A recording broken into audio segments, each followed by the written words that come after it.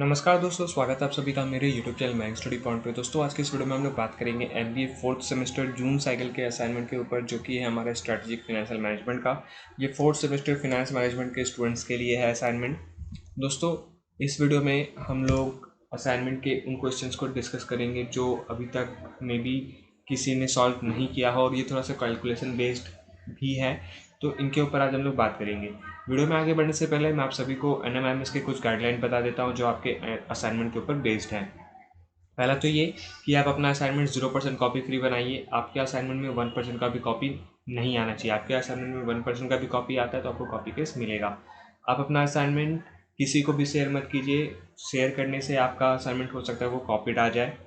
दूसरा कि आप अपने असाइनमेंट में अगर पिक्चर यूज़ कर रहे हो तो वो पिक्चर नॉन कॉपीराइट होना चाहिए।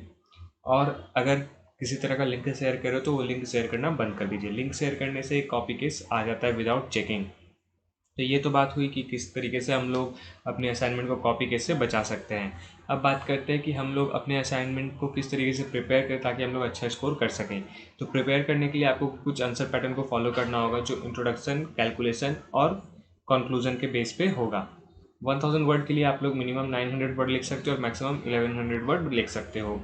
500 के लिए आप लोग 450 वर्ड्स मिनिमम लिखिए और 550 वर्ड्स मैक्सिमम लिखिए। आपको किसी भी सेंटेंस को हाईलाइट करने के लिए सिर्फ बोल्ड का यूज़ करना है, किसी कलर का यूज़ नहीं करना है। सेंटेंस गैप दे सकते हो 1.5 का।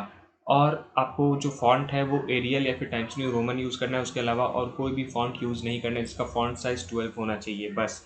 इसके ज़्यादा और आपको कुछ भी इम्प्लीमेंट नहीं करना है। इन सभी चीज़ों को अगर आप अच्छे से फॉलो करोगे तो आप लोग को कॉपी केस भी नहीं मिलेगा और आप लोग अच्छा प्रेजेंट भी कर पाओगे, अपने स्कोर भी अप कर पाओगे अपने पेपर के अंदर।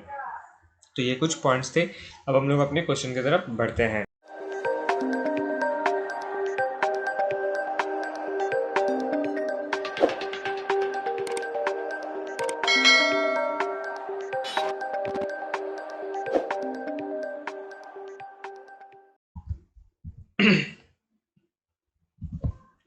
तो दोस्तों सबसे पहले यहाँ पे क्वेश्चन ये आता है, एक कैलकुलेशन बेस्ड क्वेश्चन है जहाँ पे आपको कुछ कैश फ्लोज दिए हुए हैं आफ्टर टैक्स ईयर का, यानी कि इनका टैक्स पे कर दिया गया है हर एक साल में 1 ईयर, 2 ईयर, 3 ईयर, 4 ईयर, जो सन लिमिटेड प्लान ने इन्वेस्ट किया 5 लाख रुपीज़ के लिए।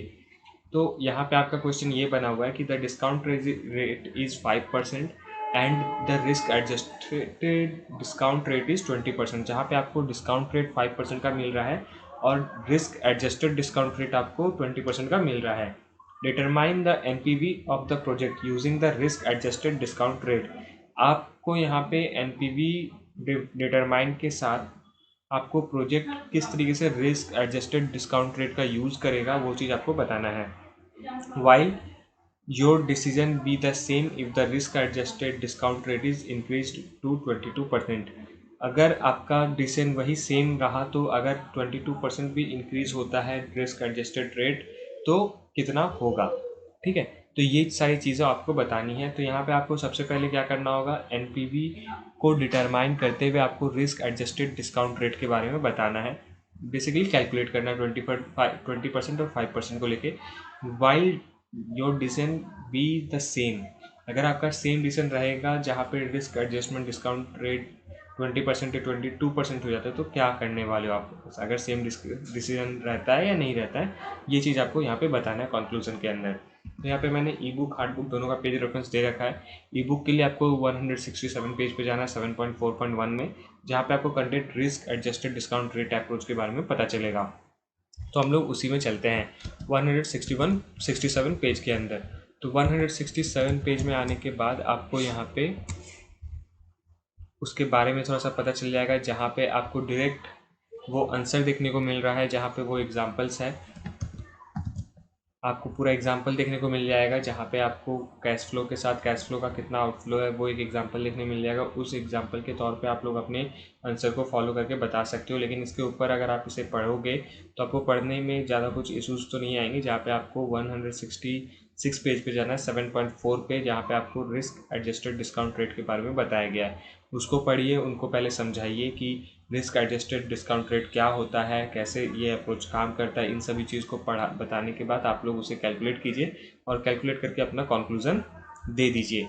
तो इस बेस पे हम लोग अगर करते हैं तो हम लोग का पेपर सॉल्व हो जाएगा, जो आपको 168 पेज तक ये अप्रोच के बारे में बताया गया। इनको पढ़कर आपको समझाना है, और यहाँ पे आपको जो 20% से 22% इंक्रीज हो गया तो वो कैसे कैलकुलेट होगा उसके बारे में भी यहाँ पे बता दिया गया है। दोस्तों, अगर आपको ऐसा लगता है कि आपको आपके बुक से सेटिस्फाइड नहीं मिल रहा है आंसर, सेटिस्फैक्शन वाला आंसर नहीं मिल रहा है, फिर समझ में नहीं आ रहा, तो आप बेशक अपने गूगल या फिर अपने किसी दूसरे बुक को प्रेफर कर सकते हो, लेकिन कहीं से भी कंटेंट को कॉपी नहीं करना है।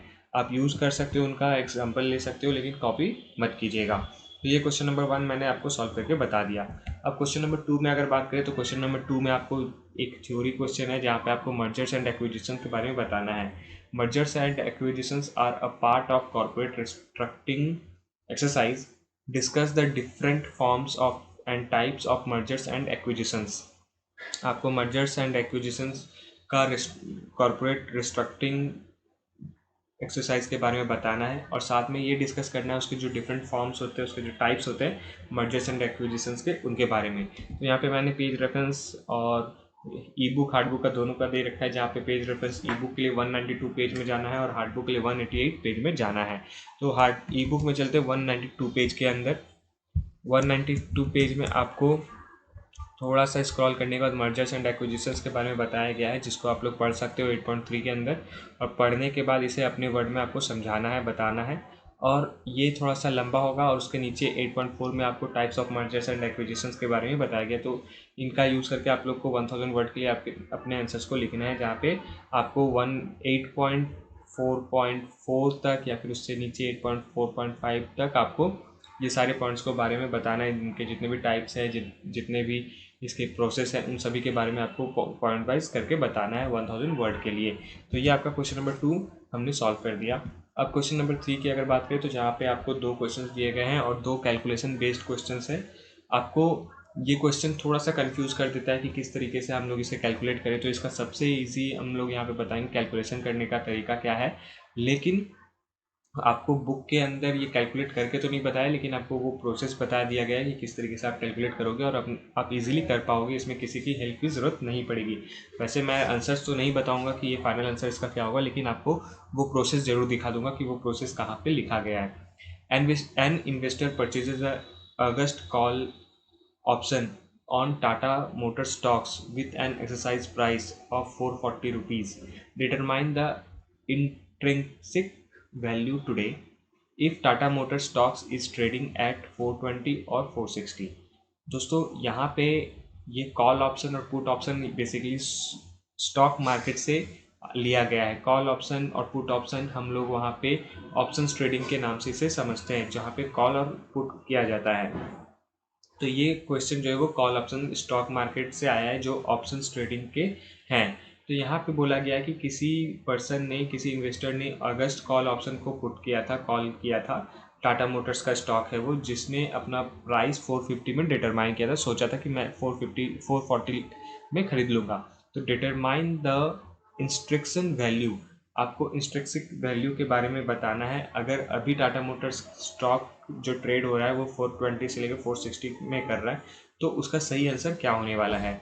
और क्वेश्चन नंबर 2 में आपको बोला गया कि Apple limited has deployed a capital of 400 million in Orange limited, a 100% owned subsidiary company, and it incurs a cost of 10% after tax profit generated by the subsidiary company is 45 million. Compute the EVA generated by the company.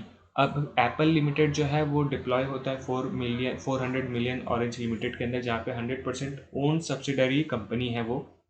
Incurs, जिसका 10% cost पड़ता है। The after tax profit generated by the subsidiary company is 45 million Indian rupees में। आप tax देने के बाद जो profit generate हो रहा है उस सब्सिडरी कंपनी का, वो हो रहा है 45 मिलियन इंडियन करेंसी में। कंप्यूट द EVA यानी कि economic value generated by the company, जो EVA जनरेट हुआ है कंपनी की तरफ से, उसे आपको कैलकुलेट करना है। वो कैसे कैलकुलेट होगा, तो EVA का यहाँ पे फुल फॉर्म हो जाता है इकोनॉमिक वैल्यू एडेड।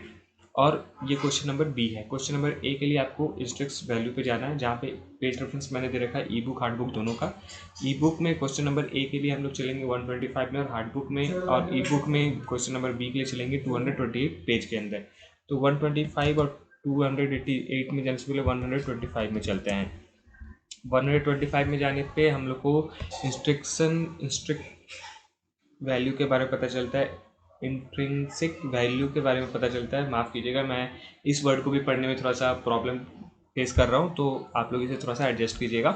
तो इस वैल्यू का कॉल ऑप्शन को कैसे कैलकुलेट करना है वो चीज़ आपको बताया गया, spot market value minus strike price value. ये आप कैसे कैलकुलेट करोगे, अगर आप इसको थोड़ा सा ऊपर पे जाते हो तो आपको इसके बारे में थोड़ा सा पता चल जाएगा। और थोड़ा सा अगर आप लोग नीचे पे आओगे तो वहाँ पे भी आपको इसके बारे में पता चल जाएगा। अगर आप लोग अपने इलस्ट्रेशंस को अगर चेक करते हो तो वहाँ भी पता चल जाएगा स्पॉट मार्केट वैल्यू क्या है, स्ट्राइक मार्केट वैल्यू क्या है, इन सभी के बारे में। तो इसे पढ़कर आप लोग अपने आंसर्स को बता सकते हो कि ये ऐसे कैलकुलेट होता है, 420 आएगा या 460 आएगा, यहाँ पे आपको अपना कंक्लूजन दे देना है। और उसके बाद हम लोग 228 पेज पे चलते हैं, जहाँ पे हम लोग को अपने आंसर बी मिलने वाला है। तो वहाँ पे हम लोग इकोनॉमिक वैल्यू एडेड के अंदर जाएंगे, जहाँ पे आपको ये पॉइंट्स, इन सभी चीज़ों को पढ़ना है, पढ़कर पहले आपको समझाना है। थोड़ा बहुत आप समझा दो, थ्योरी पेपर है क्योंकि, उसके बाद नीचे आपको कैलकुलेशन दिया हुआ है, उस कैलकुलेशन का यूज़ करके आपको आंसर्स बताने हैं। वैसे एक ये पैसेज है, इस पैसेज में भी आपको थोड़ा बहुत डिटेल दिया हुआ है, जिसको आप लोग पढ़कर आप अपने आंसर्स को समझा सकते हो और समझ सकते हो। फिर उसको थोड़ा सा स्क्रॉल नीचे करोगे तो आपको यहाँ पे कैलकुलेशन के बारे में बताया गया है कि वो EVA कैसे कैलकुलेट होता है, इसके सारे डिटेल्स बताए गए हैं, जो भी चीज़ें हैं। ठीक है, यहाँ पे आपको NOPAT, cost of capital, cost computation of equity, WACC किस तरीके से कैलकुलेट करेंगे, क्योंकि EVA कंप्यूटेशन का ये फार्मूला होता है और इस फार्मूला को हम लोग को सॉल्व करने के लिए हमें पहले इन सभी को सॉल्व करना होगा।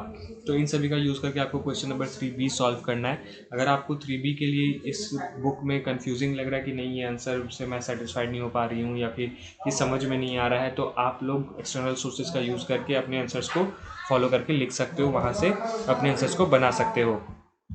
तो दोस्तों, आज के लिए बस इतना ही। उम्मीद करता हूँ कि आप सभी को मेरा वीडियो पसंद आया होगा। तो वीडियो को लाइक कीजिए, चैनल को सब्सक्राइब कीजिए। आपके लिए एक छोटा सा स्टेप होगा, लेकिन हमारे चैनल पे इसका एक बहुत बड़ा इम्पैक्ट क्रिएट होता है। तो अगर वीडियो पसंद आए तो वीडियो को लाइक कीजिए और शेयर जरूर कीजिए, क्योंकि मैं हर ग्रुप में अवेलेबल नहीं हूँ। आप लोग हो तो आप लोग मेरे वीडियोज़ को वहाँ पर ज़रूर शेयर कीजिए, ताकि उनको भी मेरे चैनल से हेल्प मिल सके। वीडियो को पूरा देखने के लिए आपका बहुत बहुत धन्यवाद।